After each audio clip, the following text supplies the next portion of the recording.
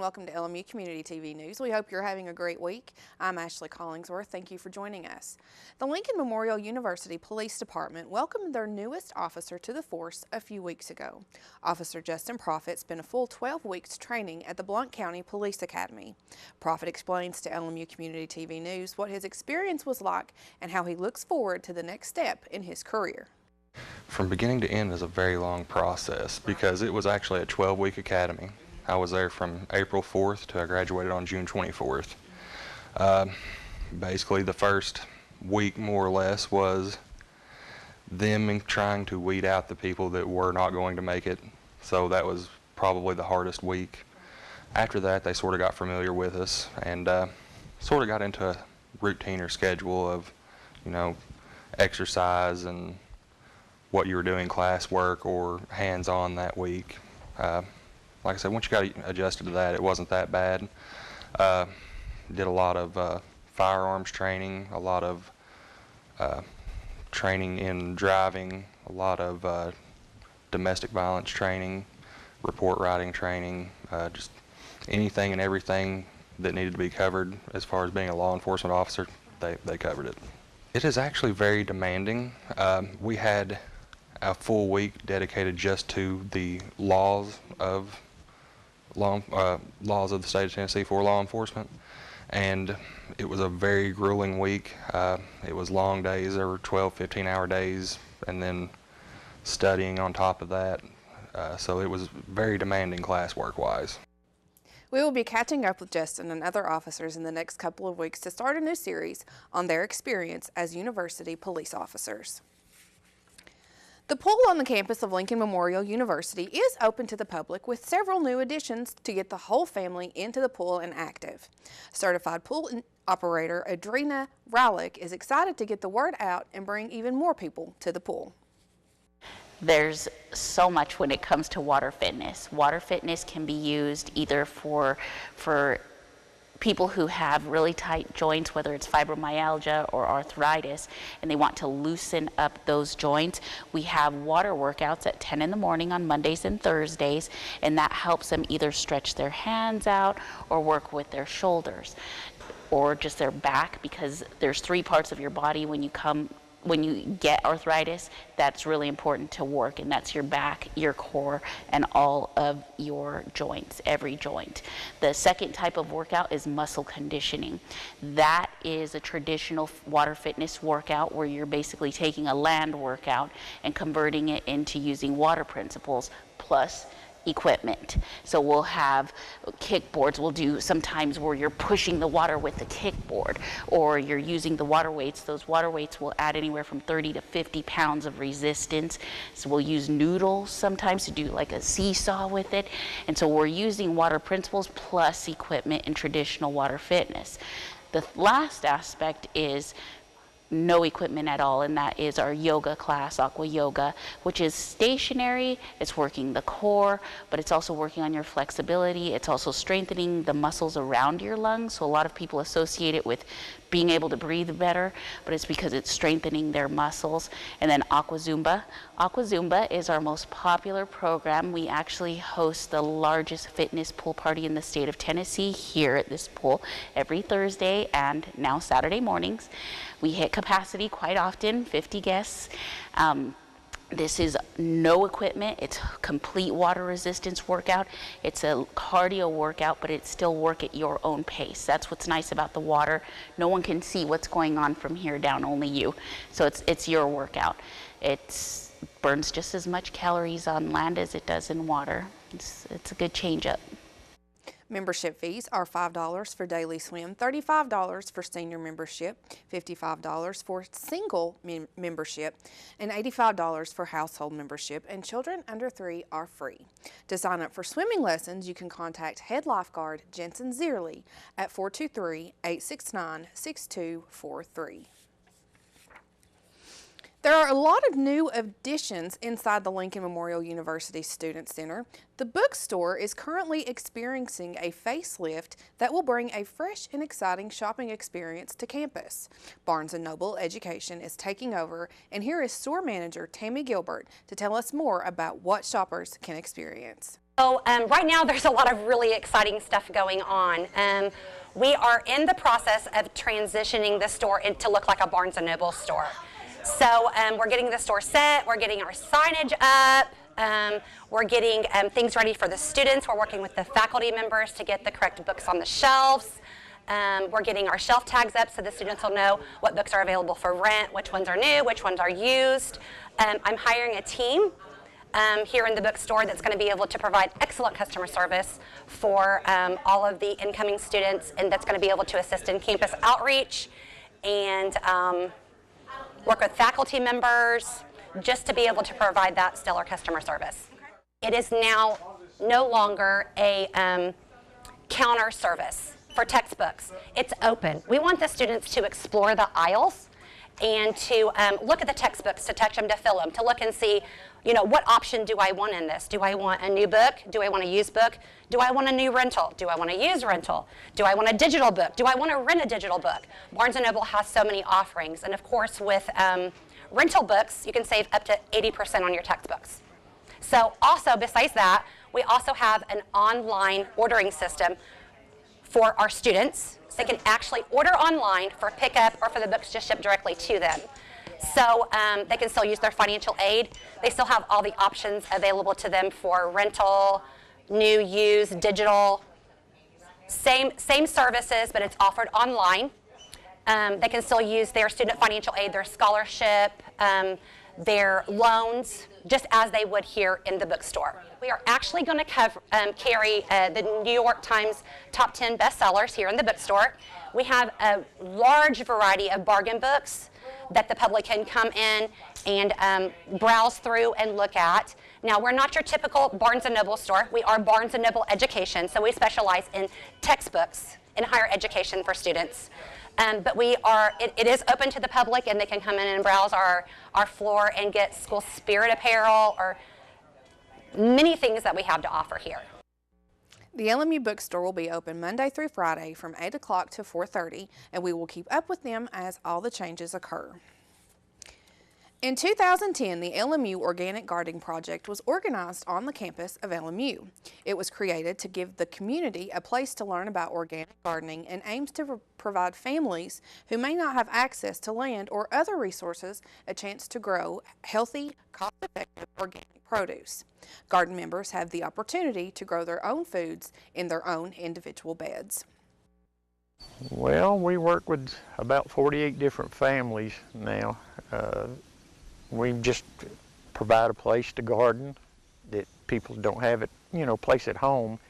We have the raised beds that we assign each year for their garden, personal gardens, and we also have about 1.25 acres of what we call a community co-op garden where everybody works together and shares in the harvest.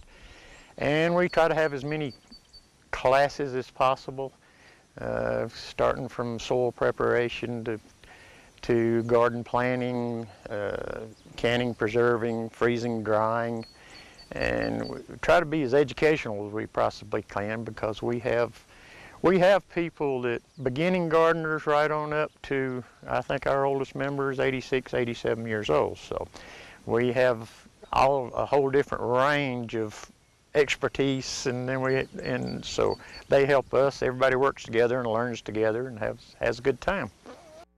The LMU Organic Garden facilities are located on the south side of campus, adjacent to LMU's DeBus College of Osteopathic Medicine. That is near the roundabout. The garden includes 2 greenhouses and is split into 2 sections. We talked with Clayton about the dry spring weather and what it has meant for growing in the garden. Well, it cuts down on the growing and naturally the production, but so far we've had some needed rain when we needed it, so we've not, here at the garden, we've not really suffered that bad. Plus LMU's put in water lines out here, so they have the ability to water, too, so that's helped us. But most of the time it's just like we are. We get starved for something to eat and starved for water, so we use a lot of leaf mulch that the university brings us every fall. We mulch heavily, and that helps keep the weeds down and keeps moisture in, so it doesn't dry out quite as bad. We use drip lines and soaker hoses in the high tunnels in the greenhouses to keep the moisture in there, because they will dry out because they 20-25 degrees warmer than the outside temperature, but that's a lot of production there. So we just do what we have to do, you know. There is a 1/4 acre produce market garden which is used to teach young adults successful market skills. Additionally, they have access to a classroom kitchen to attend weekly meetings each Monday, which often include guest speakers.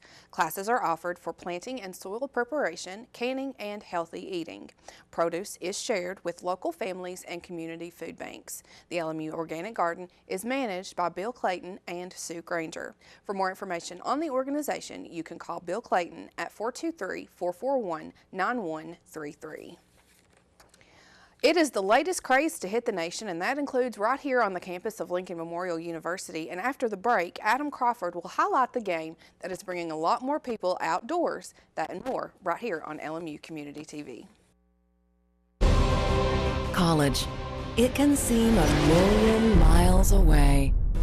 But what if you could get help with your tuition expenses? Get help filling out all those applications and finding a major that fits. All of a sudden, the impossible becomes possible. Visit collegefortn.org today. College. You can get there from here. I already knew that I was going to go to college, you know, from a young age. I definitely want to major in political science. After that, I'm going to get my law degree. Then I'm going to come back to Detroit, boost the economy, become the mayor or something, try to make the situation better for other people. I feel like I owe it to the city. I'm determined. It's gonna happen. My name is Justin, and I am your dividend.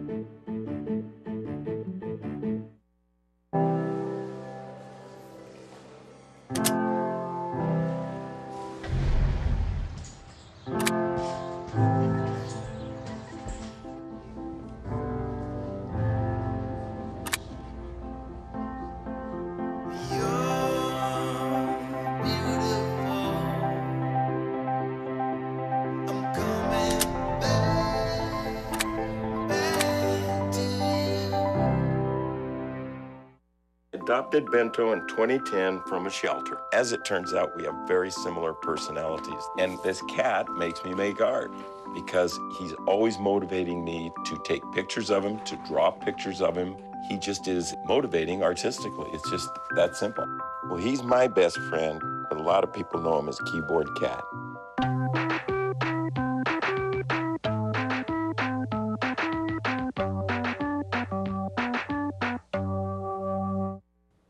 It's a game that's getting people off their couches and outside, and it's a craze that has swept the nation and right here on the campus of LMU. To tell us more about the mobile frenzy, here is Adam Crawford. It's a new mobile game that's sweeping the nation. Last week, Nintendo finally unveiled its long-awaited Pokemon mobile game, Pokemon Go. The game makes innovative use of GPS and camera technologies on smartphones to produce an augmented reality experience in which Pokemon, the much-loved Japanese pocket monsters, are brought into the real world. Players can find the monsters in real-world locations such as libraries, parks, and churches, and capture, raise, and battle them along with their fellow players. It's quite a departure from the signature handheld games that have defined the Pokemon franchise thus far, but it's safe to say it's been a successful venture. Since the game's release last week, Pokemon Go has already become a worldwide phenomenon. With over 20 million downloads since it dropped, the game quickly earned more users than popular social media apps Tinder and Twitter, and even logs more time per users than Facebook. In just 1 week, the mobile app became the biggest ever in the United States, shattering expectations everywhere and instilling new life into an aging franchise. Sales in Pokemon-related merchandise are up 91% from last month, and Nintendo stocks have risen an incredible 25%. But just what is the secret to Pokemon Go's success? Many users point to the game's nostalgia factor, as finding Pokemon in the real world fulfills the dreams of an entire generation of 90s kids who grew up watching the anime and playing the original Game Boy game. Pokemon was really popular when we were all little kids, and it kind of brings it back. It makes us feel a little bit younger again. Well, I mean, I've loved Pokemon for a long time, and I haven't walked around this much in a very long time, and it's all because of Pokemon. Other players attribute the social aspect of the game to the Pokemon Go's success. The game encourages users to venture out into the real world and interact with fellow trainers in order to succeed. This setup invites gamers to not only socialize, but to exercise as well, something the gaming industry has been trying to accomplish for decades. And in this way, Pokemon Go has succeeded where so many other ventures have failed. My favorite part of the game is that it makes me work a little bit harder at exercise. So I exercise just about every day, and most of the time it's going up to the tri-state peak or maybe a little farther, and it's real easy to convince myself that it's time to go home because it's so hot, but not as easy when there's a nice Pokemon nearby. So it's pushing me a little bit harder this summer, and I like that. Still, the game is not without its critics. Many people have taken to social media to deride the game for brainwashing children and adults alike into mindlessly chasing imaginary creatures. Others have pointed out the dangers inherent in a game like Pokemon Go, as pedestrians chasing Pokemon wander into roads, and drivers endanger the lives of others all for the sake of a Squirtle. But the people who love the game aren't paying attention to the critics. For Pokemon Go players, there is only one thing on their mind: catch 'em all. I'm Adam Crawford for Tri-State Community TV News. And we're sure this game is for sure to be a fan favorite as long as there are Pokemon out in the world to catch. The LMU Claiborne County Alumni Summer Meeting that was originally planned for Thursday, July 14th will be rescheduled at a later date due to a scheduling conflict. The meeting will be held in the Hamilton Math and Science Building, 3rd floor, in rooms A and B. The featured speaker for the meeting will be the voice of the Vols, Mr. Bob Kessling. Kessling was named lead announcer on the Vols radio network in 1999. He is the play-by-play voice for the Tennessee football and basketball on the 70-plus stations that make up the Vol network. He also serves as host for Vol Calls, the weekly coaches call-in radio show, and the Big Orange Hotline during the football season. He also hosts the Butch Jones Show and the Rick Barnes Show on the Vol television network. LMU Claiborne County Alumni Association would like to invite everyone out to attend, and for more information you can call 423-869-6353 or email alumni@lmunet.edu. Coming up this Friday at the National Guard Armory in New Tazewell, the Incredible Baby Shower is scheduled. Several participants and vendors will be there to help commemorate the day and help promote breastfeeding in the community. August is World Breastfeeding Month, and August 1st through the 7th is designated as World Breastfeeding Week, and we are here promoting breastfeeding, and the theme this year is breastfeeding and work. So we're also trying to encourage businesses to look at and make breastfeeding friendly policies for their employees. And we really want to encourage breastfeeding in women because the benefits are that the breastfeeding milk helps the baby grow and develop in the first 6 months, and it provides all the vital brain nutrients that the child needs. Breastfeeding milk contains antibodies, which helps the child not to become sick, and it fights against infections. It also helps prevent ear infections and tummy upset. And breastfeeding babies are also less likely to develop conditions such as eczema and diabetes. And also, breastfeeding milk is always available at the right temperature, and it's always available there with the mom. And another benefit is breastfeeding milk is free. So we're really trying to encourage mothers to breastfeed because of the health benefits, as well as employers to look at and encourage them to have breastfeeding friendly policies within the workplace. To learn more about the campaign, you can log on to www.usbreastfeeding.org. There you will be able to join the campaign and learn about the organization. Well, coming up after the break, Adam Haley is back, and he's got sports updates from around the campus and throughout the community. So keep it right here on LMU Community TV News.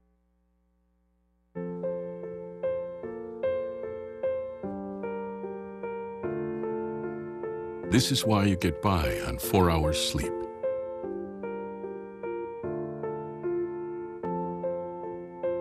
Why you took a second job. This is why you taught yourself how to fix the plumbing. And spend hours juggling the bills.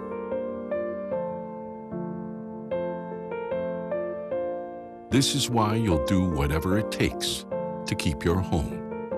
And that is why we want to help. We are making home affordable a free government resource that can make paying the mortgage easier. Now more options are available. Call 888-995-HOPE to talk one-on-one with a housing expert today.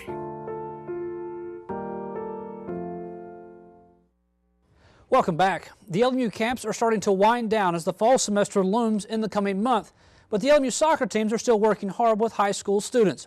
Last week, the high school girls soccer camp concluded, and the high school boys soccer camp is currently going on this week. The final athletic camp this summer will take place in a few weeks, as the men's basketball team will hold their final elite camp on August the 7th. The cost for the camp is $75 and is open to high school boys basketball players. For more information or to download the brochure, you can go to LMURailsplitters.com, go to the Fan Central tab at the top of the page, and then hit Camps.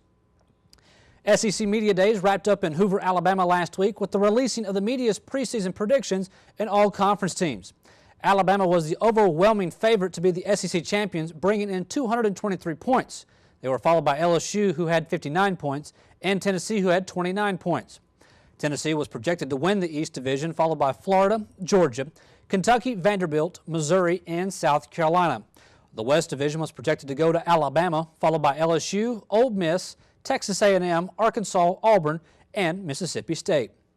Tennessee's Joshua Dobbs and Jalen Hurd was selected to the second-team All-Conference, while Kentucky's Stanley Boo Williams was selected to the third-team offense. On the defensive side, Derek Barnett, Jalen Reeves-Maben, and Cameron Sutton were all selected to the preseason first team.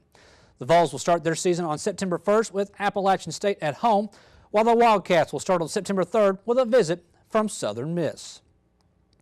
The Sprint Cup Series was at the New Hampshire Motor Speedway this past weekend for the New Hampshire 301. The big story of the weekend was not on the track, however, as it was announced last Thursday that Dale Earnhardt Jr. would sit out the race due to concussion-like symptoms, and Alex Bowman would race in his car. Bowman stayed in the top 15 most of the race, but blew a tire late and finished 26th. Jimmy Johnson won the pole, but was passed early on by outside pole sitter Kyle Busch, who led a race-high 133 laps before settling for 8th. Through a series of late restarts, Matt Kenseth took the lead and pulled away from Tony Stewart to win for the second time this season.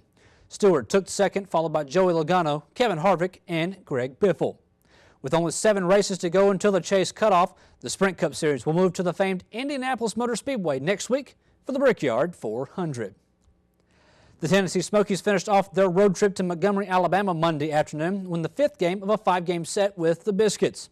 Montgomery took the first 3 games of the series, while the Smokies won on Sunday 6-4. The Smokies will return home to start a 5-game set with the Mississippi Braves on Wednesday. Games Wednesday through Saturday will begin at 7:05, with Sunday's game slated to start at 5:05. To keep up to date with the Smokies, you can log on to SmokiesBaseball.com. Now that's all for sports, but here comes Joseph Lewis to let you know how well Ghostbusters did this past weekend with the box office report. All the latest information in the world of movies. Tops at the box office this weekend were led for the second time in a row by The Secret Life of Pets, Illumination Entertainment's latest animated adventure, adding $50 million onto its now $203 million domestic gross. The Secret Life of Pets broke records last weekend when its $103 million starting figure cemented its box office debut as the largest ever for an original, non-sequel animated film, topping even the impressive openings of Pixar's Inside Out and Disney's Zootopia. Following at number 2 was newcomer Ghostbusters, the much talked about and hotly debated reboot of the sci-fi comedy franchise, kicking off its run with $46 million. Directed by Paul Feig and co-starring Melissa McCarthy, the film opened stronger than any of their prior collaborations, including Bridesmaids and Spy, and the mostly solid reviews it has received seems to be setting Ghostbusters up as not only a success, but also the first of many outings for this new team of parapsychologists. At number 3 was The Legend of Tarzan, Warner's new take on Edgar Rice Burroughs' iconic Jungle Man, adding $11.1 million onto its now $103 million domestic gross.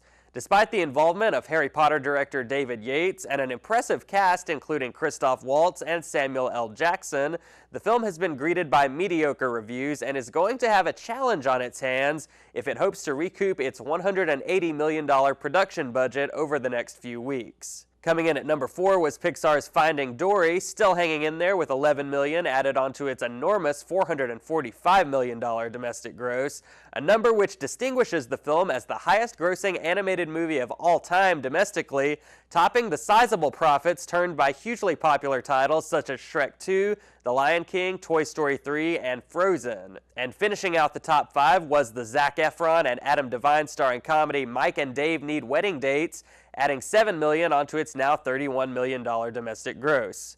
With a budget on the lower end of the spectrum, and with the film having found better favor with audiences than with critics, this one can be marked up as a modest success. Other current releases are quickly descending the charts, including the highly profitable Central Intelligence and The Purge election year, as well as the less successful Independence Day Resurgence and The BFG. The week's other major newcomer, the Bryan Cranston starring crime drama The Infiltrator, opened low at number 8 for the weekend with just over $5 million, while the story in limited release this weekend was Cafe Society, the latest work from Woody Allen starring Jesse Eisenberg and Kristen Stewart, taking $355,000 from 5 screens. Next weekend, audiences will boldly go where 12 movies and multiple TV series have gone before with Star Trek Beyond, which releases alongside the horror film Lights Out and, because absolutely everyone was asking for it, Ice Age Collision Course. That's all for today in the world of movies. I'm Joseph Lewis. It's not always easy being a dad. Do you have panda asthma too? Does that run in the family? This is the home of the most priceless kung fu artifacts. But when you make an effort, Dad, we're not supposed to touch anything. Oh, sorry. Go along, son. it's always worth it. Whoa, master! The smallest moments can have the biggest impact on a child's life. Take time to be a dad today. I am gonna get you. I'm gonna get you. Call 877-4DAD-411 or visit fatherhood.gov to learn more.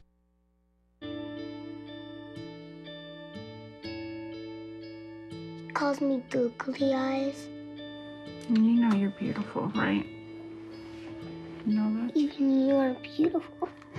I got bullied for wearing glasses. Share if you're against bullying.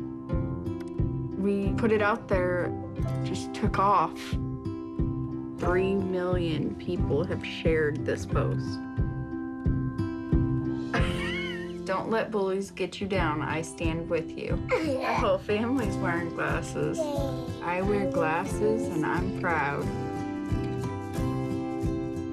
I even have the army on my team. All the kind comments brought my child joy. I don't feel thank you is enough. Thanks.